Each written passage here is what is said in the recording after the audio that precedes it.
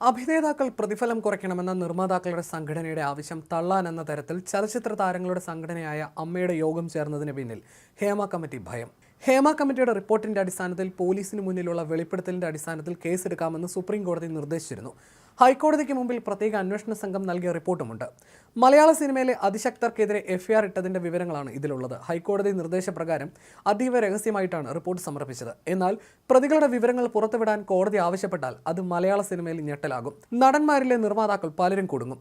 ഈ സാഹചര്യത്തിൽ എടുക്കേണ്ട നിലപാടുകളും മലയാള സിനിമയിലെ പ്രധാന നടന്മാർ കൊച്ചിയിൽ ചർച്ച ചെയ്തുവെന്നാണ് സൂചന.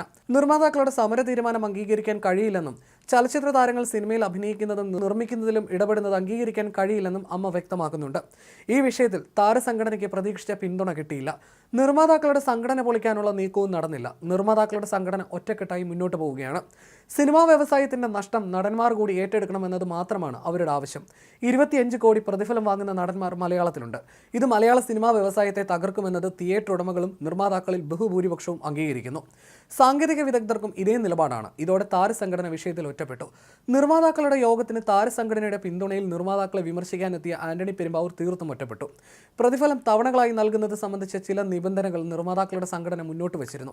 ഇക്കാര്യത്തിൽ ചർച്ചകൾക്ക് നിലപാട് മയപ്പെടുത്തുന്നതിനും താരങ്ങൾ തയ്യാറാകും. അല്ലാത്തപക്ഷം ഹേമ കമ്മിറ്റിയിൽ കുടുങ്ങുന്നവരെ മറ്റാരും പിന്തുണയ്ക്കില്ല.